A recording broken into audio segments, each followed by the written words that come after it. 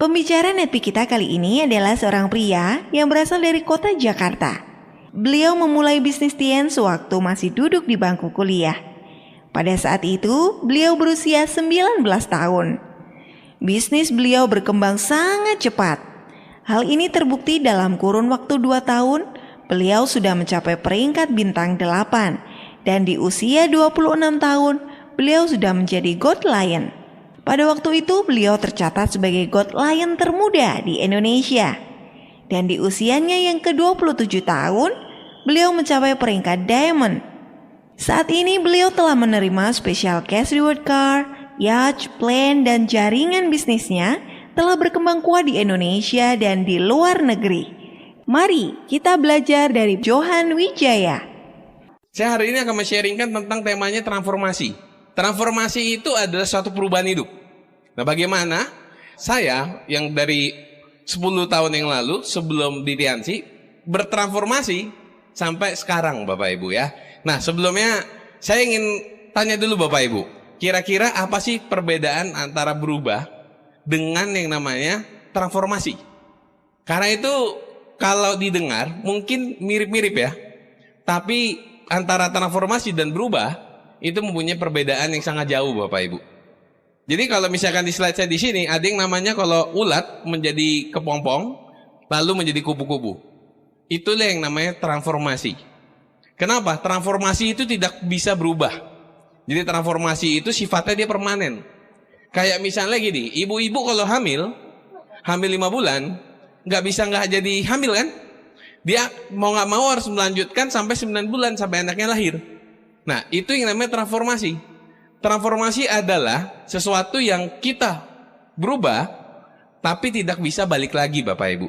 Nah, bayangkan, kalau Anda menjalankan bisnis Tiansi, mungkin hari ini Anda sedang punya masalah hutang, atau Anda tidak punya waktu, atau Anda punya masalah finansial, mau nggak 5-10 tahun lagi Anda bertransformasi Bapak Ibu? Jadi bertransformasi menjadi orang yang benar-benar berubah. Nah, jadi kalau bisa disimpulkan, yang namanya berubah itu temporary atau perubahan yang sementara. Kalau transformasi itu permanen. Seperti ulat menjadi kupu-kupu. Itu permanen. Dari kupu-kupu nggak akan bisa menjadi namanya ulat lagi. Karena kenapa? Karena dia sudah bertransformasi. Nah, kalau berubah itu prosesnya itu sementara. Sementara terus balik lagi. Sementara doang balik lagi. Dan di sini kalau misalkan berubah itu prosesnya 2 arah. Dia selalu memberikan jalan balik. Jadi misalnya gini, banyak dolen-dolen saya yang memulai bisnis Tiansi, dia bilang, "Pak, saya pengen berubah Pak hidupnya." Tapi begitu suruh datang ke pertemuan, sudah datang 2-3 kali, terus begitu nggak mau datang lagi. Dia itu hanya memutuskan buat berubah saja, tidak bertransformasi. Nah, jadi kalau transformasi, jadi prosesnya satu arah. Dia nggak kenal kata mundur. Jadi misalkan Anda jalanin bisnis Tiansi, ditolak. Nah, pertanyaannya, Anda mau maju apa mundur? Kalau Anda maju, Anda berarti sudah siap bertransformasi. Kalau Anda ngedown, Anda capek, Anda mengurangi irama Anda menjalankan bisnis Tiansi, itu artinya Anda sudah memutuskan buat berubah. Nah, sedangkan berubah bisa balik lagi. Sedangkan yang namanya transformasi tidak bisa kembali lagi Bapak Ibu. Prosesnya 2 arah. Transformasi itu melibatkan proses. Jadi dia pakai proses. Kepompong menjadi kupu-kupu, pakai proses nggak? Pakai proses. Anda sobek, bantu sobek kepompongnya, kupu-kupunya hanya keluar beberapa detik doang, lalu meninggal. Ternyata kepompong itu ketika ulat di dalam kepompong menjadi kupu-kupu, kepompong itu akan menyobekin kepompongnya, itu ternyata buat menguatkan tulang-tulang di sayapnya agar dia bisa terbang. Nah, sedangkan kalau kita bantu, kita sobekin kepompongnya, ulat itu akan mati, tidak menjadi kupu-kupu. Nah, transformasi itu sama seperti itu. Dia selalu melibatkan proses. Jadi kalau misalkan Anda sudah jalani Tiansi, lalu ketemu penolakan, di telepon temennya udah mulai nggak diangkat, misalkan Anda sudah dikatain yang namanya setan MLM atau namanya setan Tiansi, ya kan? Atau dikatain orang gila. Itu artinya Anda sudah di jalur yang tepat, Bapak Ibu. Itu ciri-cirinya. Selama Anda belum diomongin kayak gitu, apalagi kalau Anda sudah diketawain sama orang terdekat, wah, itu udah tepat banget. Sama, karena saya waktu memulai bisnis, saya juga tertawain. Bahkan Dreambook saya, itu diketawain sama keluarga besar saya. Diceritain ini, gini. Mereka karang-karang cerita sendiri. Tapi kan sekarang siapa yang ketawa? Lebih enak itu ketawa di atas mobil BMW, Bapak Ibu ya. Ketimbang tertawa dibanding nangis di motor. Itu kan lebih nggak enak. Kalau Anda sudah dalam kondisi seperti itu, berarti selamat. Karena Anda sudah di jalur yang tepat. Dan ingat, transformasi harus maju, nggak kenal mundur. Jadi pilihannya apa? Maju doang. Kan kita mau bertransformasi, bukan berubah. Nah, banyak orang memutuskan hanya buat berubah. Makanya ketika orang mengalami kendala-kendala seperti itu, mereka mundur. Karena mereka baru memutuskan buat berubah. Kalau Anda memutuskan buat transformasi, nggak ada kata lain. Cuma satu jalannya, maju aja terus. Maju terus Bapak Ibu ya. Kalau yang namanya berubah, itu butuh dimonitor. Yang namanya transformasi, tidak butuh dimonitor Bapak Ibu. Ya, berubah butuh dimonitor. Contohnya kayak gimana? Masih sering diteleponin upline untuk datang pertemuan. Selama upline itu nelpon suruh Anda datang ke pertemuan, artinya Anda baru siap buat berubah. Belum siap bertransformasi. Ditelepon upline kalau konsultasi, diingetin konsultasi, itu artinya Anda siapnya buat berubah. Belum siap bertransformasi. Kalau siap transformasi, mau diteleponin upline, mau dikontakin upline apa enggak, presentasi tetap, datang ke pertemuan tetap. Selama Anda home meeting kemana-mana, presentasi, masih di telepon sama upline, diingetin, itu artinya baru siap untuk berubah. Belum bertransformasi. Kira-kira Anda kalau disuruh pilih mau mana? Berubah apa transformasi? Transformasi lah. Kalau transformasi itu nggak ada jalan lain, cuman maju, dan itu nggak bisa balik lagi ke kondisi semula. Kalau Anda mau bertransformasi seperti ulat menjadi kupu-kupu yang sangat indah, ya itu harus pakai proses dan harus nggak dimonitorin. Kalau misalnya berubah, itu dia memperbaiki masa lalu. Selalu ngomonginnya masa lalu. Selalu ngomonginnya masa lalu. Masa lalu udah beres, datang lagi masalah. Pasti akan ada masalah nggak? Pasti akan ada masalah. Nah, kalau memperbaiki masa lalu terus, kapan majunya? Masalah terus yang diomongin, ya nggak maju-maju. Nah, itulah ciri-ciri orang baru memutuskan buat berubah. Nah, kalau misalnya transformasi, dia mempunyai perkembangan yang signifikan. Dan kalau berubah, peningkatannya sedikit. Karena kenapa? Dia bisa balik. Dia nggak suka datang pertemuan, minggu depannya dia nggak datang. Bisa nggak dia jadi gold lion, jadi diamond? Nggak akan bisa Bapak Ibu. Tapi kalau misalkan Anda mau jadi seorang diamond, mau seperti director, seperti Pak Luis Tendean, mau ada OP datang pertemuan orang yang ada apa enggak, Anda bawa downline apa enggak, Anda mutusin buat datang. Itu artinya Anda sudah memutuskan buat bertransformasi. Ketika Anda bertransformasi, Anda akan menciptakan masa depan yang baru Bapak Ibu. Bukan memperbaiki masa lalu. Kalau yang namanya kita bertransformasi, itu selalu menciptakan masa depan yang baru. Sedangkan kalau kita hanya memutuskan buat berubah, itu kita selalu membahas masalah, selalu menyelesaikan, fokusnya adalah menyelesaikan masalah. Bukan membahas yang namanya masa depan kita atau impian Anda. Jadi selama kita selalu membahas yang masalah, itu kita hanya sebatas hanya berubah.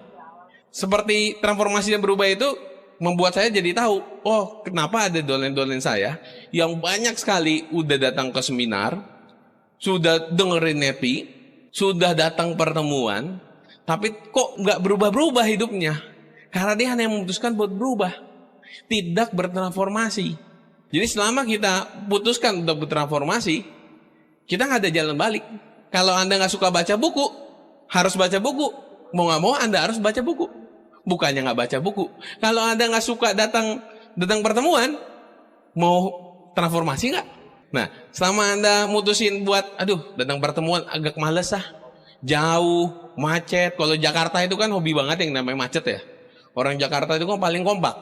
Jam 7 pagi berangkatnya bareng, jam 5 sore pulangnya bareng-bareng juga. Kompak banget ya Jakarta. Dan hari Minggu nggak keluar rumah semua, sepi semua jalanan. Kompak banget gitu kan. Nah, Kalau Anda misalkan mau mutusin buat transformasi, sejauh apapun prospek itu ada, kita harus samperin. Karena kita mau bertransformasi. Kalau yang namanya transformasi itu nggak bisa dinego, nggak bisa dinegosiasikan. Kalau yang namanya mutusin buat berubah, itu bisa dinegosiasikan. Misalnya gini, kalau Anda dalam pertemuan, Anda tahu daerahnya, Anda tahu hujan, hari Minggu, siang-siang, enaknya ngapain? Tidur. Pas mau berangkat, udah rapi nih. Udah rapi, mau ke pertemuan. Anda bawa prospek nih, tiba-tiba prospeknya cancel. Pak, saya nggak jadi datang, Pak. Apa yang Anda pilih? Tidur atau tetap ke pertemuan? Kalau pilihannya tetap datang pertemuan, selamat. Anda sudah memutuskan buat bertransformasi. Selama Anda memilihnya, ya udahlah, nggak ada prospek juga, nggak ada upline juga, ya nggak ada siapa-siapa juga. Anda pilih yang buat tidur, akhirnya, yaitu Anda memutuskan buat hanya sekedar berubah saja. Sedangkan untuk berubah saja tidak cukup, Bapak Ibu. Kita harus benar-benar bertransformasi dan harus melalui proses. Dan kalau misalnya Anda ditolak orang, kalau misalkan ditolak baru 1 hari, 2 hari mah kecil lah ya. Tapi kalau 2 bulan ditolak mulu tiap hari, apakah Anda mutusin buat lanjutkan atau tidak lanjutkan? Kalau Anda mutusin buat lanjutkan, artinya Anda sudah memutuskan buat bertransformasi. Nah, kalau misalnya Anda datang ke home meeting, masih dikontekin upline, itu artinya Anda baru siap buat berubah. Dan ingat loh, Anda dengan kondisi kayak gitu, Anda 1 tahun, 2 tahun, itulah kenapa, kalau saya review, kenapa banyak sekali dolen-dolen saya yang sudah jalankan bisnis ini, tapi belum, hidupnya masih biasa-biasa aja. Karena mereka hanya memutuskan buat sekedar berubah. Nah, malam hari ini, ayo sama-sama kita memutuskan sama-sama buat bertransformasi. Nah, kenapa orang tidak mau bertransformasi? Apa yang menyebabkan orang itu tidak mau bertransformasi? Karena transformasi itu menyakitkan. Coba Anda jadi ulat, Anda dililit-lilit, terus Anda harus robekin ke pompong untuk jadi kupu-kupu. Itu prosesnya kayak gimana? Sakit banget gak? Oh, sakit banget. Tapi kan hasilnya ketika ulat jadi kepompong dan menjadi kupu-kupu, hasilnya itu akan sangat indah sekali, ya. Dan butuh perjuangan, wah jelas. Yang namanya buat bertransformasi nggak usah diomongin. Proses tentu perlu perjuangan. Nggak ada satu kemenangan itu tanpa pengorbanan, Bapak Ibu. Dan butuh pengorbanan. Butuh sekali pengorbanan. Misalnya nih Anda sebagai seorang karyawan, waktu Anda cuma punya Sabtu Minggu. Bahkan mungkin Anda punya waktu cuma hari Minggu sama anak Anda, sama keluarga Anda. Tapi kan Anda tahu, Anda jalan di bisnis Tiansi, pertemuan Tiansi kebanyakan hari apa? Hari Minggu, ya kan? Nah, Anda mau nggak berkorban sementara, ngurangin waktu istirahat Anda, ngurangin waktu untuk sama keluarga Anda? Bukannya nggak boleh. Tapi 2-3 tahun lagi kalau Anda sudah jadi God Lion, Anda mau bareng waktu keluarga tiap hari, ya butuh pengorbanan, ya. Dan resiko nggak? Jelas beresiko. Anda harus banyak kurangin waktu. Kayak waktu dulu saya memulai bisnis Tiansi, saya itu hampir nggak punya waktu yang namanya, kalau waktu itu anak seumuran saya, umur 19-20 tahun, itu mereka rata-rata menghabiskan waktu buat ngapain? Buat pacaran, buat nongkrong di kafe. Nah, saya itu sama sekali nggak punya waktu untuk, bahkan untuk ngobrol pun dengan teman-teman saya itu bahkan nggak punya waktu. Saya kebanyakan dulu kuliah langsung pulang. Bukan pulang sih, langsung presentasi. Itu bagian dari resiko. Dan pasti ketemu masalah nggak? Ya jelas lah ketemu masalah. Hidupnya kan udah punya masalah kan? Nah, Anda mau transformasi, ketemu masalah baru. Nah, masalah itu buat jadi pembelajaran Bapak Ibu. Jadi Anda pasti akan ketemu masalah baru. Karena kenapa? Anda melakukan sesuatu yang extraordinary. Sesuatu hal yang luar biasa, tentu Anda akan mempelajari sesuatu yang baru. Ya, jadi pasti akan ketemu masalah. Kenapa banyak orang yang tidak mau bertransformasi? Karena mereka nggak mau merasakan perjuangannya, dan mereka nggak mau merasakan yang namanya pengorbanannya, resikonya, dan mereka nggak mau ketemu dengan masalah. Mereka nggak mau menyelesaikan masalah yang ada. Itulah hal-hal yang menyebabkan orang tidak mau bertransformasi. Jadi kalau Anda sudah mengalami ini, artinya Anda sudah siap bertransformasi. Ya, apalagi kalau misalkan kalau yang kerja hari Minggu doang yang punya waktunya, Anda mau mengorbankan waktu Anda hari Minggu, yang hari Anda satu-satu istirahat, atau bareng keluarga Anda tunda dulu sementara, Anda berarti sudah siap bertransformasi. Ya, banyak orang yang nggak siap itu Bapak Ibu. Nah, saya yakin Anda semua di sini yang bahkan yang nonton di Indonesia maupun di luar negeri, saya yakin Anda semuanya siap untuk berkorban, untuk bertransformasi. Berkorban untuk menjadi sesuatu yang baru Bapak Ibu. Berkorban untuk demi masa depan Anda. Jadi ayo kita sama-sama kita bertransformasi menjadi kupu-kupu Bapak Ibu ya. Ketika Anda mau bertransformasi, ada satu penyakit yang akan menghalangi Anda, yang namanya akrasia. Akrasia itu kalau bahasa Inggrisnya disease atau namanya penyakit. Ya, akrasia itu ciri-cirinya kayak gimana? Ciri-cirinya nih kayak gini. Misalnya, Anda ada janji home meeting sama plan Anda. Anda jadi home meeting atau dengan prospek Anda. Anda janji jam 3, datangnya jam 4. Itu namanya akrasia. Jadi kalau Anda datang pertemuan nih, hobinya datangnya pas sudah presentasi habis, wah itu akrasia banget Bapak Ibu. Jadi ketika Anda memutuskan buat bertransformasi, ada satu penyakit yang siap menyerang Anda, yang namanya akrasia. Nah, akrasia ini penyakit nomor 1 berbahaya. Kedua jantung. Nomor 1 berbahaya itu akrasia itu Bapak Ibu ya. Jadi hati-hati, penyakit nomor 1 berbahaya di dunia gitu. Karena di sini kalau misalkan Anda terserang penyakit akrasia ini, bukan hanya jantung Anda berhenti, yaitu keluarga Anda dikorbanin, masa depan Anda nggak jelas gitu ya. Jadi akrasia ini sangat-sangat berbahaya sekali. Ya, jadi perlu kita hindari dengan akrasia ini. Ketika Anda bertransformasi nih, oke Pak, saya siap untuk bertransformasi. Saya habis nonton webinar, saya siap Pak bertransformasi. 10 tahun lagi, saya harus jadi eksekutif director. 5 tahun lagi, saya harus jadi eksekutif director. Tiba-tiba besok OP, udah datangnya telat. Nah, itu akrasia. Kayak tadi, yang saya tadi. Misalkan Anda mau datang OP, hari Minggu, Anda bawa prospekan 1, tiba-tiba prospekannya cancel. Nah, Anda datang apakah enggak? Kalau Anda datang, Anda transformasi. Nah, kalau Anda enggak, Anda siap untuk berubah. Nah, itulah yang namanya penyakit akrasia menyerang Anda. Kalau yang misalnya kayak saya nih sanguin, kalau baca buku, bukunya buka, matanya tutup. Nah, itu ciri-ciri akrasia juga. Jadi kalau misalkan Anda memutuskan buat bertransformasi, pasti akan ketemu yang namanya akrasia ini. Jadi hari ini saya sudah kasih tahu nih, itu penyakit yang namanya akrasia. Lalu apa Pak yang menjadi sebuah kunci kesuksesan? Gimana Pak caranya saya itu bisa melawan akrasia-akrasianya? Caranya adalah kita harus merubah paradigma kita. Kita harus merubah paradigma kita Bapak Ibu ya. Ya, contohnya kayak gini. Di sini ada yang namanya alam sadar. Ada alam sadar dan alam bawah sadar. Alam sadar kita itu didapatin dari edukasi. Kayak contohnya, Anda dalam pertemuan, Anda dalam seminar, Anda dengerin NetP, Anda konsultasi, Anda baca buku, itu masuknya ke alam sadar Bapak Ibu. Dari alam sadar lalu akan disaringkan melalui paradigma kita, yang itu alam bawah sadar. Alam bawah sadar kita ini akan menentukan hasilnya.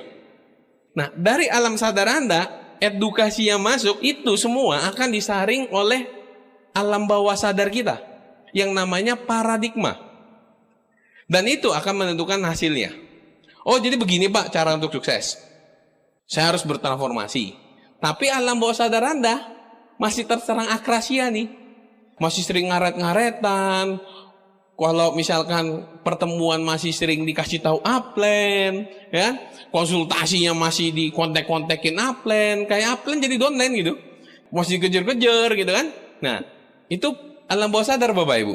Kalau misalnya ini yang masuk Y, nih, edukasi bentuknya Y, alam bawah sadar X, paradigma. Maka hasilnya tetap aja akan X. Dia nggak akan berubah. Kenapa? Banyak sekali downline-downline saya yang sudah datang pertemuan, dengerin NetP, baca buku, konsultasi, terus hasilnya masih sama-sama aja. Karena paradigmanya dia belum berubah. Karena alam bawah sadarnya belum berubah. Nah, Gimana cara merubah alam bawah sadar ini? Itu yang sangat penting. Nanti akan saya bahas. Ketika kita, alam sadar kita itu Y, alam bawah sadar X, hasilnya akan X. Hasil ini akan ditentukan oleh alam bawah sadar kita. Kayak misalnya gini, apa saya bisa Pak 10 tahun ya jadi direktur. Nah itu alam bawah sadar Anda tuh, paradigma Anda mengatakan Anda nggak bisa. Apa bisa Pak 2 tahun lagi saya Goat Lion, 2 tahun lagi saya naik BMW. Apa bisa? Beneran nggak sih bisa? Nah Anda sudah tahu Tianxi itu bagus, edukasinya bagus. Tapi begitu masuk kepala Anda nih, lalu muncul pertanyaan, masa iya sih setahun saya bisa berubah hidupnya? Nah itu alam bawah sadar yang berbicara. Selama Anda berpikirnya kayak gitu, hasilnya akan X. Gimana cara ngerubahnya? Cara ngerubahnya begini. Ketika Anda masuk Y, yaitu edukasi, konsultasi, datang pertemuan, dan lain-lain, dengerin Netpi, ya kan? Y ini Anda masukkan ke alam bawah sadar, tentu akan ketemu X. Jadi misalkan gini, kalau Anda bertanya, apa iya Pak, saya setahun depan jadi Goat Lion? Apa iya Pak, 6 bulan lagi saya bisa jadi bintang 8? Pasti ada nggak enaknya kan, di hati. Kan? Kalau ditanyain, mau nggak tahun depan jadi Goat Lion? Mau banget. Mau nggak 6 bulan lagi jadi bintang 8? Pasti mau banget. Mau nggak misalkan tahun depan Anda terima mobil? Mau, ya kan? Apa bisa Pak? Nah, itu artinya lagi X ketemu Y, Bapak Ibu. X lagi ketemu Y. Ketika Anda punya keraguan antara X dan Y, itu artinya X sedang ketemu Y, Bapak Ibu. Bisa nggak saya ya? Sedikit ada keraguan. Waktu saya ingat sekali, waktu dulu saya memulai bisnis Tianxi, waktu saya bintang 3 di awal jalan bisnis Tianxi, saya mikir, wah saya bintang 5 lumayan ya. Bisa saya stopin uang jajan dari orang tua nih.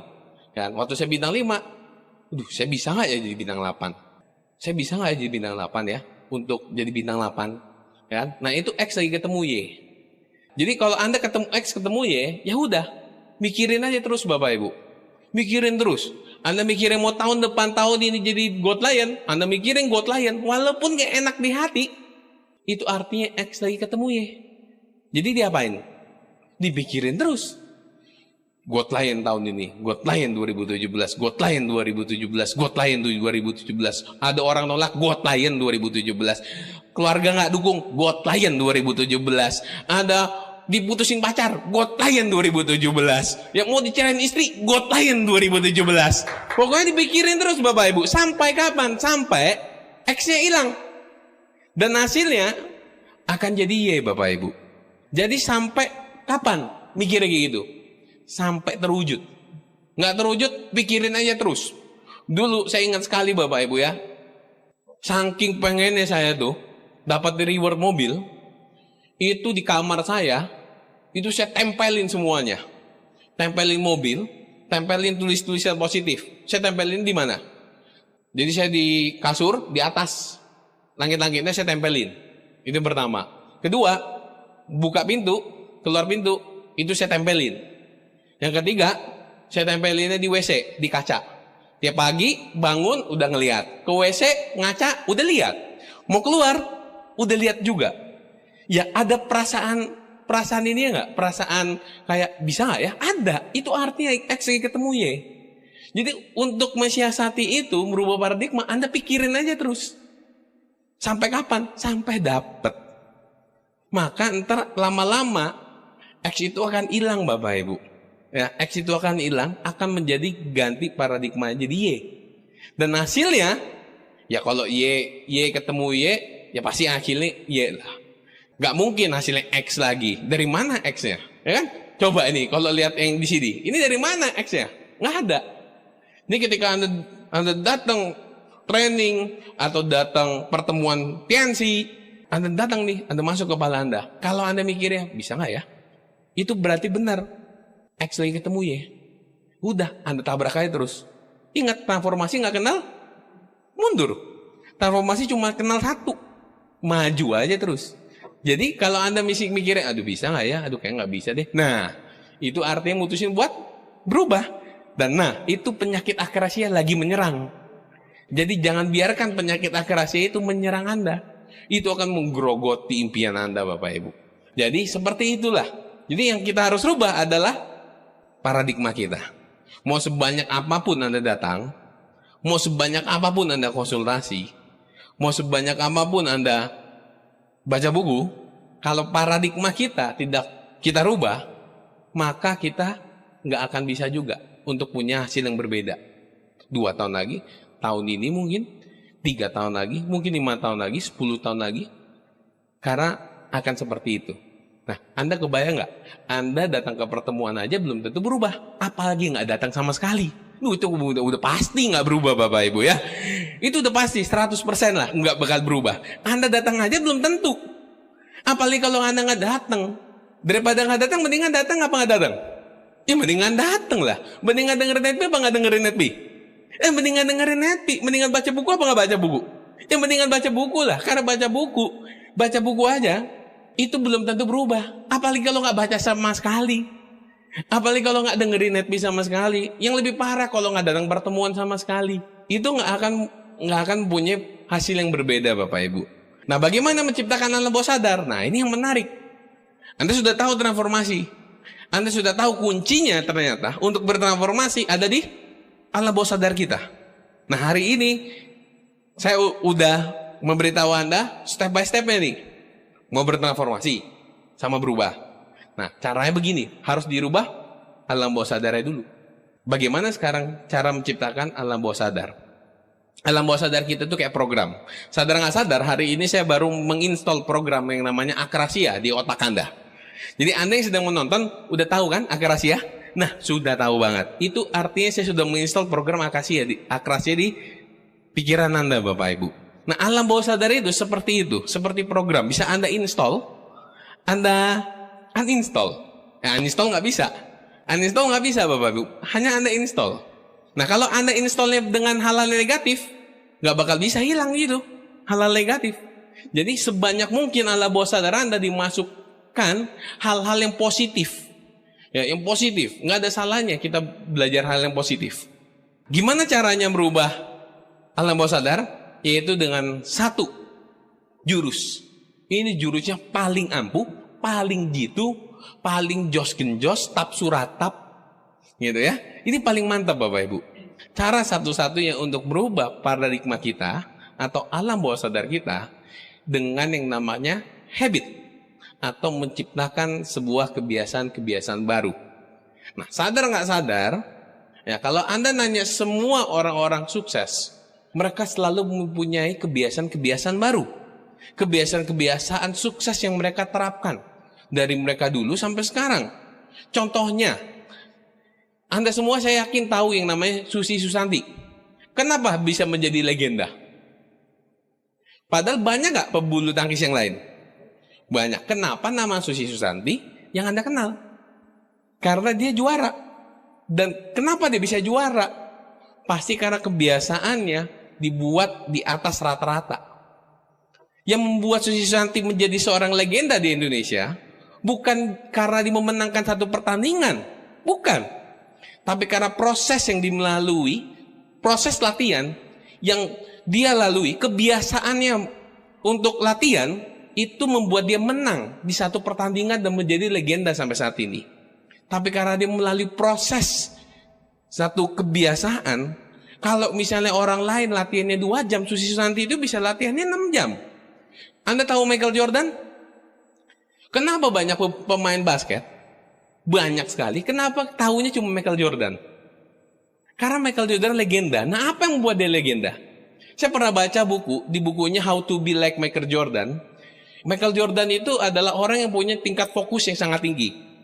Dan bahkan Michael Jordan ketika sebelum bertanding, dia selalu meditasi.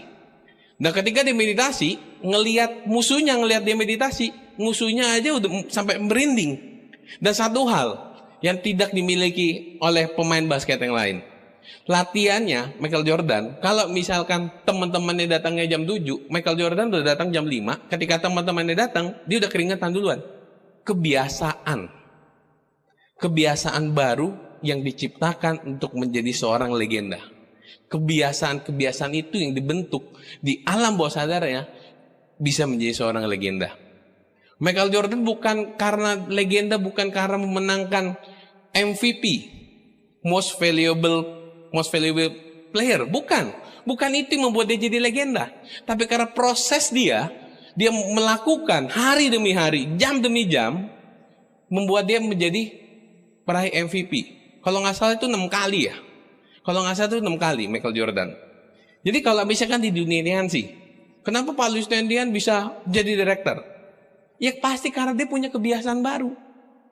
Nah kalau di Hansi kan gampang kebiasaannya. Anda sudah tahu kan kebiasaannya? Nah caranya kebiasaannya gimana?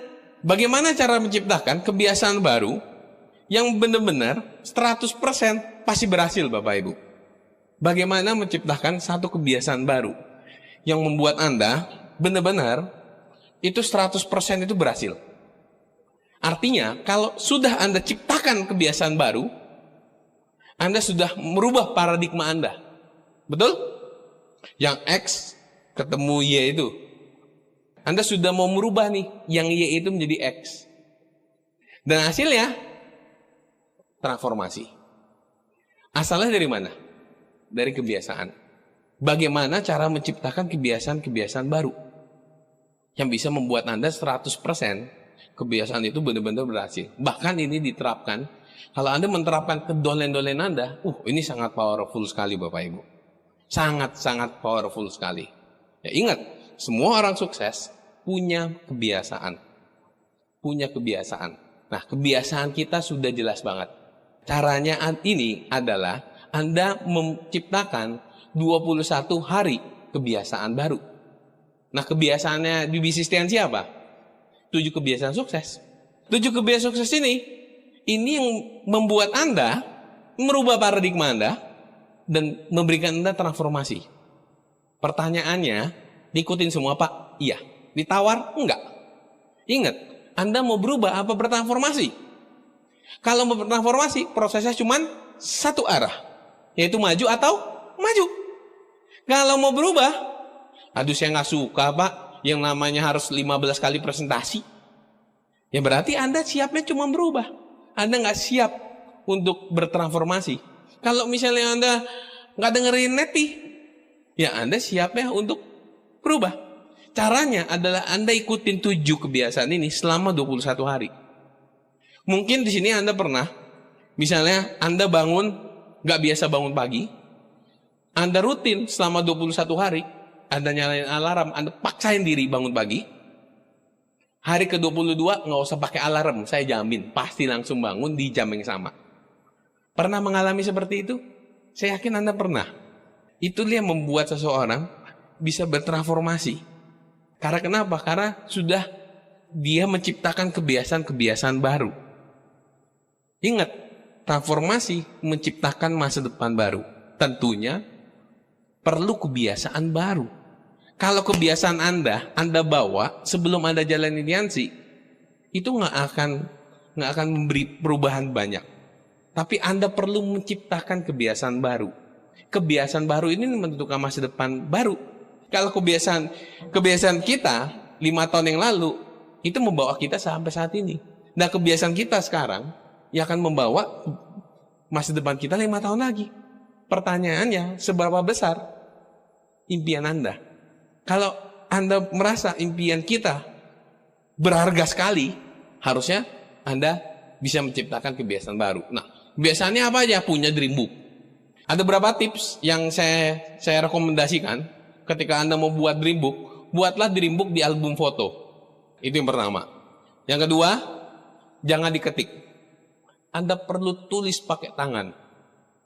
Anda tulis pakai tangan Bapak Ibu. Supaya apa? Supaya berasa.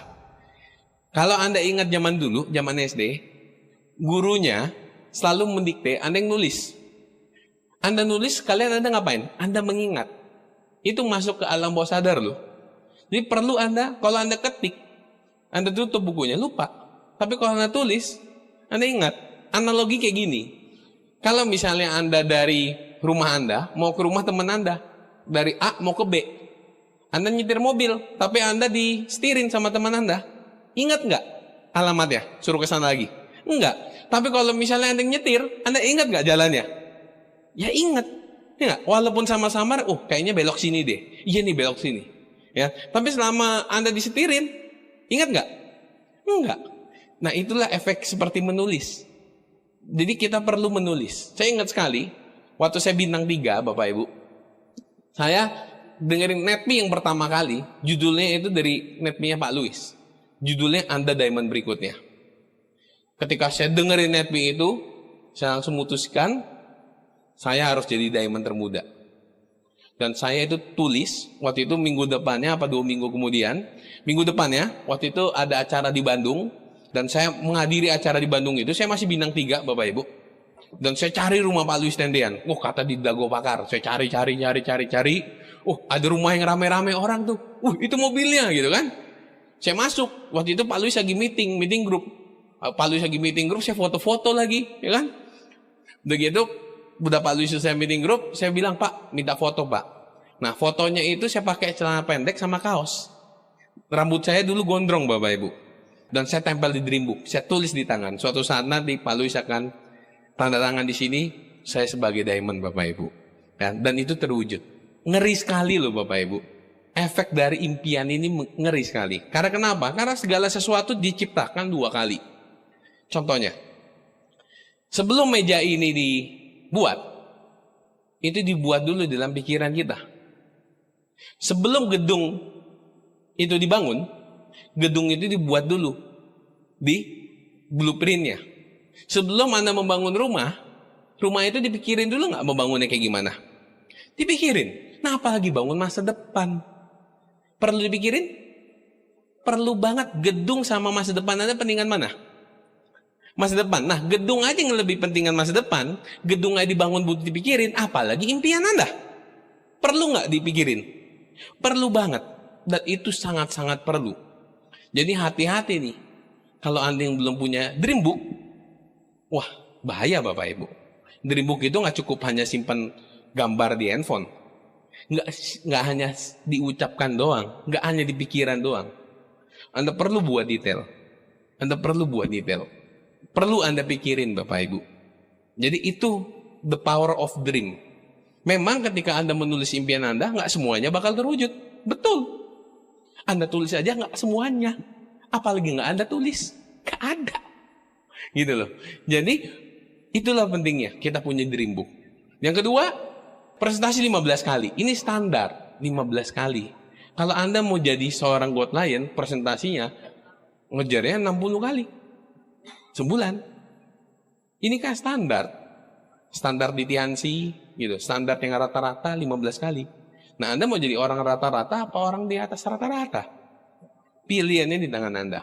Konsumsi produk dan melayani pelanggan. Dulu saya nggak pernah melayani pelanggan, Bapak Ibu. Sekarang tiap hari saya layani pelanggan. Ya, bahkan pelanggan nggak mau beli, saya paksain beli. Gitu. Kalau dulu pelanggan nggak mau beli, bodo amat.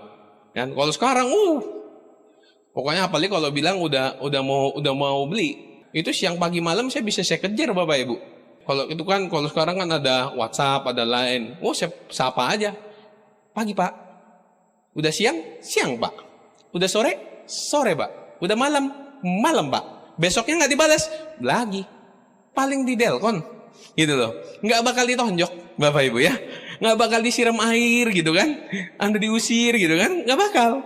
Apalagi kalau Anda sudah tahu rumahnya. Waduh. Itu enak banget Bapak Ibu.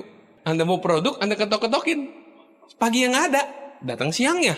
Siang nggak ada, sorenya. Sore nggak ada, malamnya Bapak Ibu ya.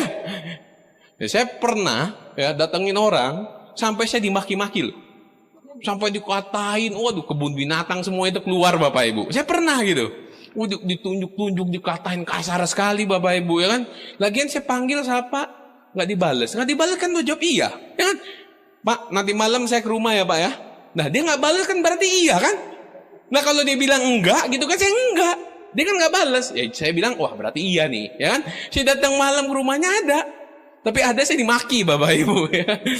Nah itu bagian dari pengorbanan Bapak Ibu ya. Jadi Anda perlu ngalamin hal-hal seperti itu Bapak Ibu ya. Nah jadi dan baca buku positif 15 menit. Ya buku positif buku apa aja? Kenapa perlu buku apa aja? Nggak mesti buku yang namanya buku tentang pengembangan diri, Anda boleh baca buku apa aja, kayak buku macam-macam lah. Supaya apa? Kalau misalkan pas Anda lagi ketemu orang developer ngomongin properti, Anda tahu apa yang diomongin. Kalau misalkan Anda ketemu orang politik, nah Anda tahu harus bahasnya apa. Jangan orang developer Anda ngomonginnya sawah gitu kan, agrobisnis gitu, nggak bakal nyambung Bapak Ibu ya. Jadi itu buat untuk menambah wawasan kita. Jadi baca buku apa aja, yang penting positif. Jangan buku populer, FAM gitu Bapak Ibu ya. Itu nggak nambah positif Bapak Ibu ya, itu nambah negatif ya Bapak Ibu ya.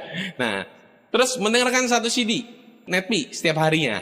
Kalau untuk baca buku, karena yang sanguin, jadi kalau pesan saya kalau baca buku, selesaikan satu hari satu bab.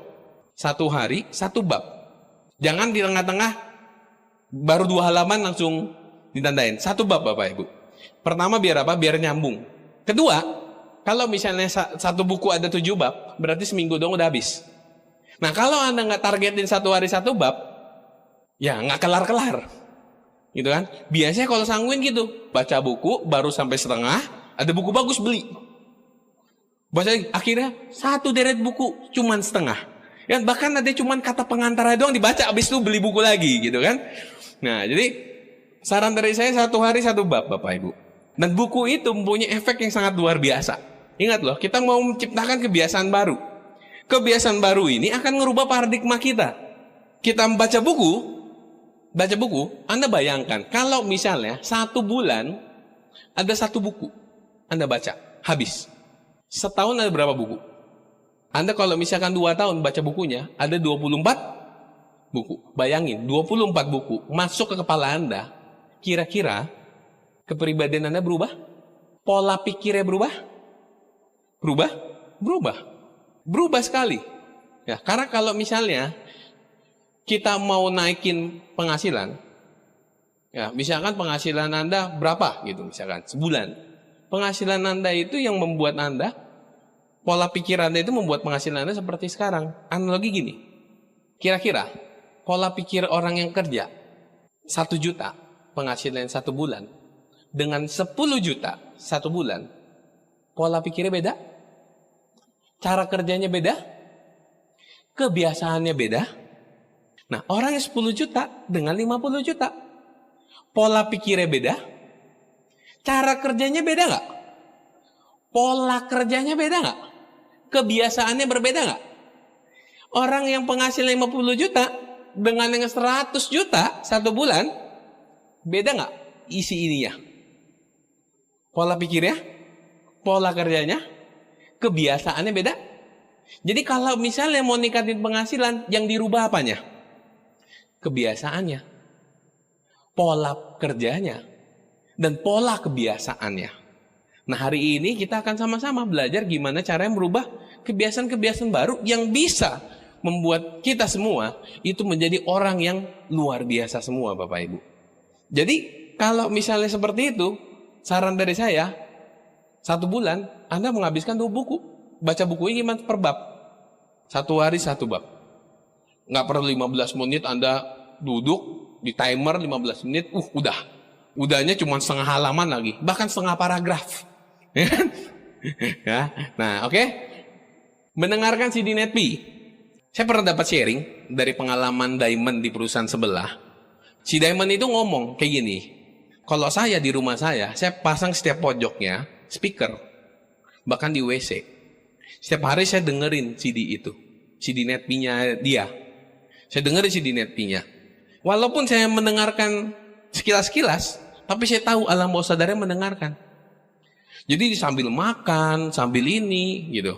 Itu kan bisa sambil mendengarkan. Anda kan manusia itu diciptakan bisa sambil mendengarkan, melakukan sesuatu pekerjaan yang tentunya nggak pakai mikir. Kalau makan sambil dengerin bisa nggak? Bisa. Tapi kalau dengerin Netpi sambil baca buku bisa nggak? Bisa gila. Ya kan? Nggak bakal bisa, gitu kan? Nah, jadi Anda bisa melakukan seperti itu. Walaupun Anda nggak mendengarkan secara langsung, tapi Anda tahu itu alam bawah sadar sedang mendengarkan. Jadi dengerin Netpi aja. Mau sambil nyetir motor, nyetir mobil, mau sambil makan, sambil mandi, ya kan? Jadi itu Anda bisa ini. Tapi jangan sambil nonton juga, gitu kan? Jadi seperti itu Bapak Ibu. Dan keenam, hadir di setiap pertemuan One Vision. Nah, ini penyakit bagi orang-orang. Zaman sekarang ini susah banget kalau datang pertemuan. Banyak orang yang terserang penyakit akrasia.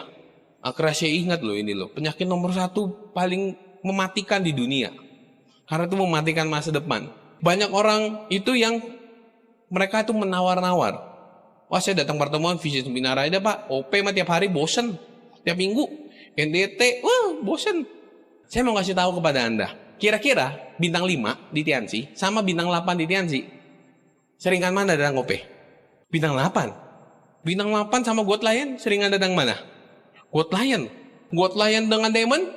Diamond dengan Director. Jadi justru Anda bosan-bosan dan yang makin bosan peringkatnya makin tinggi loh. Justru kalau Anda nggak pernah bosan, itu hati-hati. Berarti Anda nggak kemana-mana Bapak Ibu. Jadi Anda justru yang bosan yang sering datang pertemuan. Oh, itu yang peringkatnya makin tinggi. Nah, saya ingin ajak Anda untuk berkalkulasi. OP berapa kali sebulan? 4 ya? 4. 1 bulan. Ini OP.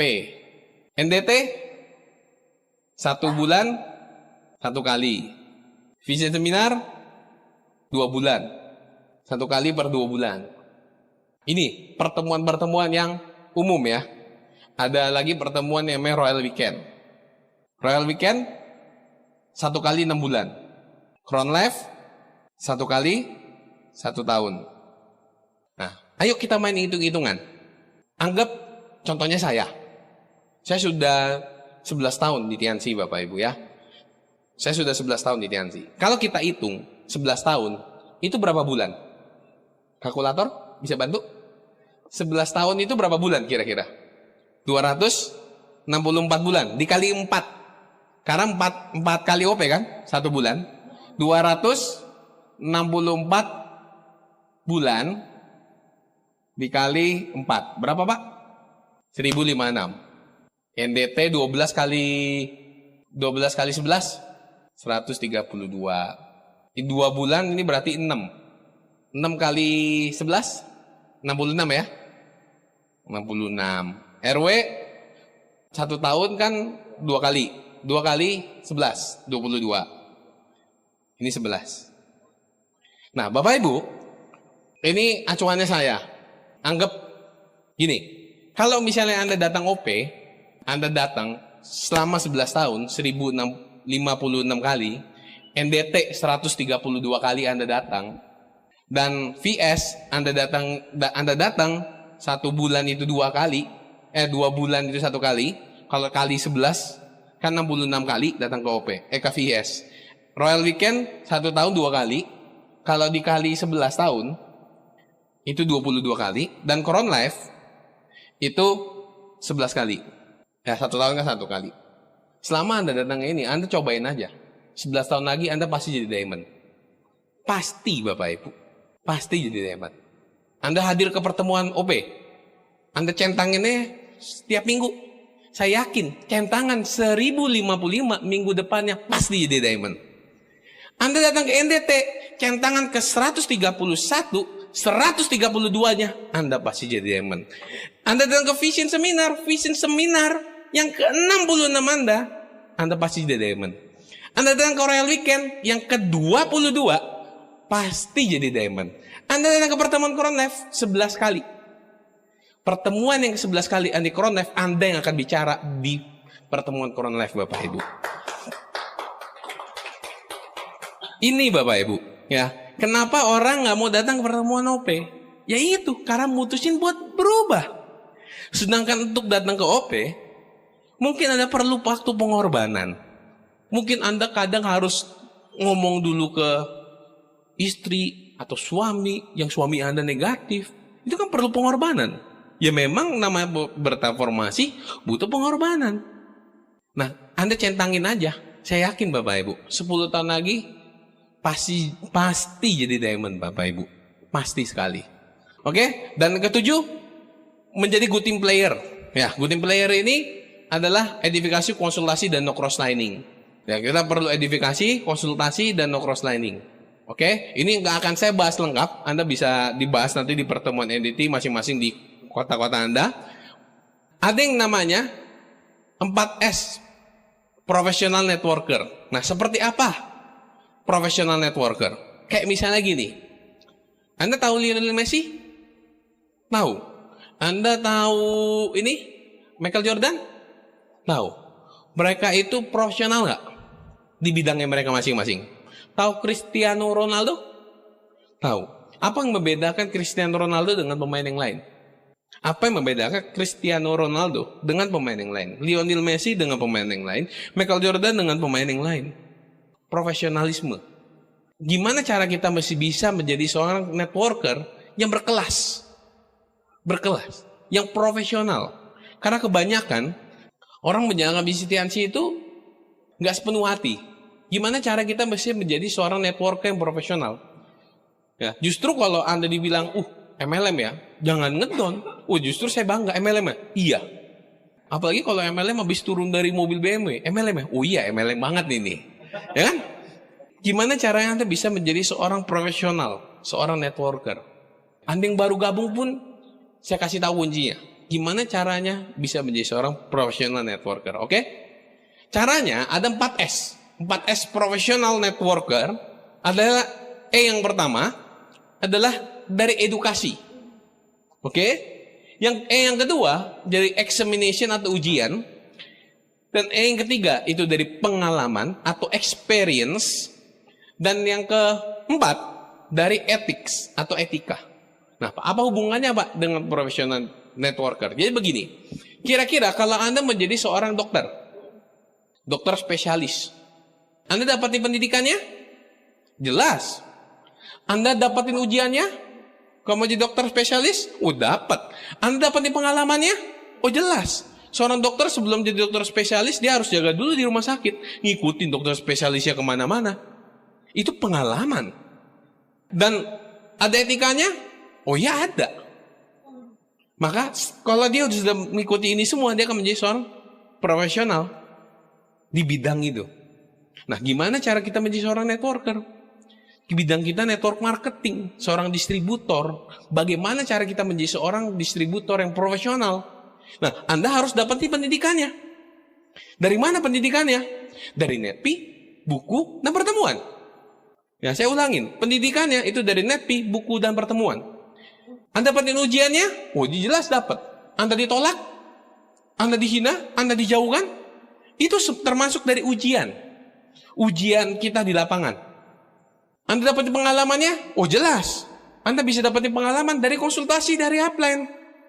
Itu pengalaman upline. Mau upline Anda baru join 1 bulan, lebih dulu dibanding Anda, 1 hari. Walaupun dia join sebulan, seminggu, 1 hari. Tetap harus konsultasi. Bagaimanapun juga, upline Anda lebih dulu dibandingkan Anda. Jadi Anda perlu konsultasi, Bapak Ibu. Perlu konsultasi. Anda perlu konsultasi, tanya ke upline Anda. Dan yang keempat, ada etika. Jelas, etika kita edifikasi, konsultasi, dan no cross-lining. Itu etikanya. Bisa nggak Anda menjadi seorang professional networker, ngurangin salah satu ini? Nggak akan bisa. Itu bukan 4S lagi, Bapak Ibu.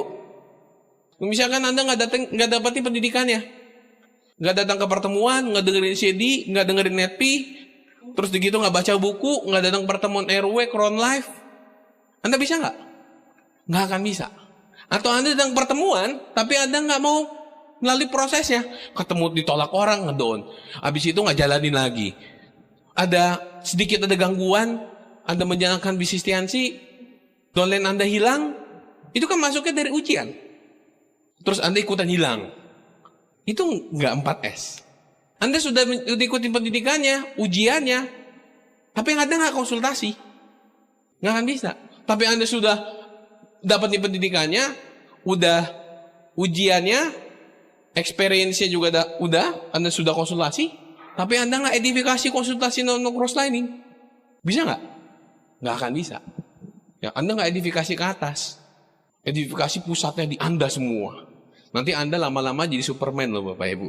Bedanya Superman dengan distributor tiansi cuma satu. Superman nggak bisa nolong orang di waktu yang bersamaan. Tapi distributor MLM itu bisa nolong rubah hidup orang yang ada dimanapun di waktu yang bersamaan. Itu bedanya antara distributor MLM dan Superman. Kita distributor man. Ya, bukan Superman. Nah, ciptakanlah pentagon sukses. Apa itu pentagon sukses? Pentagon sukses itu meliputi yang namanya knowledge. Knowledge atau pengetahuan, sikap, attitude, ketiga skill, keempat strategi, dan kelima itu habit.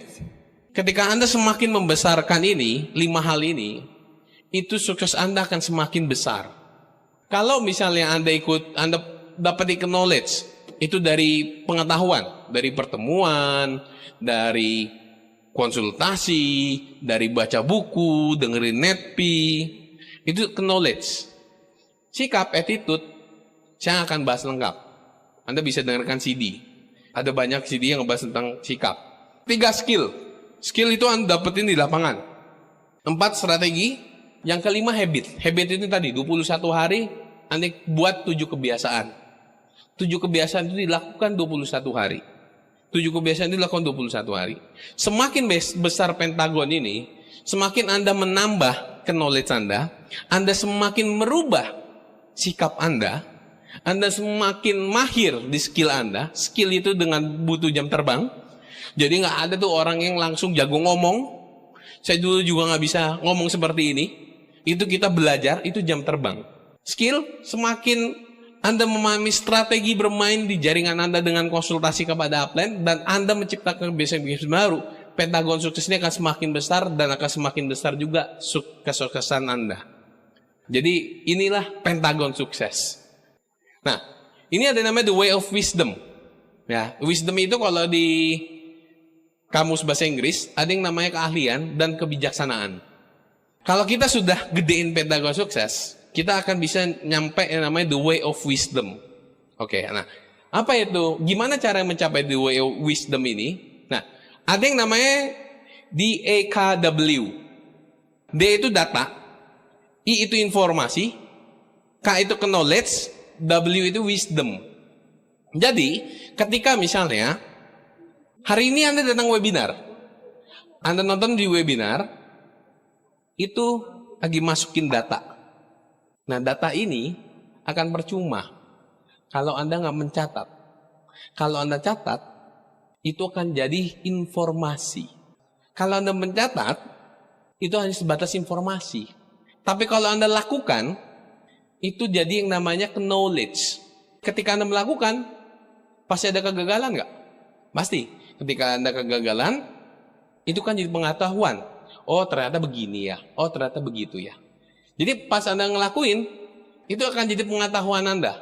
Anda ulang-ulangin terus, akan jadi yang namanya wisdom atau sukses, kesuksesan. Jadi hari ini kita sudah sama-sama belajar. Anda mulai mencatat, ingat. Ketika Anda dengarkan saya, itu hanya sebagai data. Ketika Anda mendengarkan ulang dan Anda catat, itu hanya sebatas informasi. Nah, informasi itu akan jadi berharga ketika Anda melakukan. Itu namanya knowledge. Ketika Anda melakukan knowledge, Anda pasti akan ketemu kegagalan. Tapi Anda buka lagi. Anda akan ketemu kegagalan, Anda buka lagi. Sampai akhirnya Anda mencapai yang namanya wisdom. Anda tahu ini siapa? Ini adalah Eder. Eder itu adalah seorang pencetak gol di Portugal. Tahun 2016, negara Portugal mencapai final di Piala Eropa bertemu dengan Perancis. Dan di menit ke-12, Ronaldo ditackle oleh lawannya sehingga dikeluarkan. Harus diganti karena mengalami cedera di bagian lutut atau hamstring atau paha ya. Saya nggak begitu jelas. Pokoknya dia cedera, harus keluar. Lalu Ronaldo digantikan oleh Eder ini. Dan saya yakin ketika Ronaldo keluar digantikan oleh Eder, banyak orang yang mengatakan, wah Perancis aja yang menang nih pasti. Perancis ada yang menang. Tapi mereka melupakan Eder ini, Bapak Ibu. Sebelum menggantikan Ronaldo, Eder ini ngomong ke pelatihnya, coach, pakai saya. Saya pasti akan mencetak gol untuk negara Portugal. Dan akhirnya Eder main di babak penambahan sekitar menit 120 apa 115, si Eder menjebloskan gawang Prancis dan membawa kemenangan untuk Portugal 1-0. Dan Portugal menjadi sejarah baru di Piala Eropa yang memenangkan pertandingan itu. Nah, apakah Anda tahu sebenarnya seorang Eder ini sebelumnya? Eder ini saat ini adalah berusia sekitar 28 sampai 29 tahun. Dan apakah Anda tahu berapa banyak gol yang dicetak Eder untuk negara Portugal? 0. Tapi dari kakinya Eder, beliau mencetak sejarah baru untuk negara Portugal. Mungkin tahun depan Eder tidak main lagi untuk membela negaranya, untuk membela negara Portugal. Tapi 1 gol cukup untuk membuat sejarah baru, Bapak Ibu. 1 gol saja cukup untuk menjadi seorang pahlawan. Sepanjang tahun membela negaranya, tidak pernah ada gol yang dicetak 1 gol pun. Tapi ketika 1 gol pun dicetak, bahkan itu udah mencapai pensiun, dia menciptakan sejarah baru untuk negaranya, Bapak Ibu. Saya yakin Anda semua juga seperti itu. Mungkin Anda datang, ada Anda yang dengar webinar, Anda punya masalah keuangan, atau Anda punya masalah waktu, apapun masalah Anda, Bapak Ibu, ciptakanlah sejarah baru. Sukses meninggalkan jejak.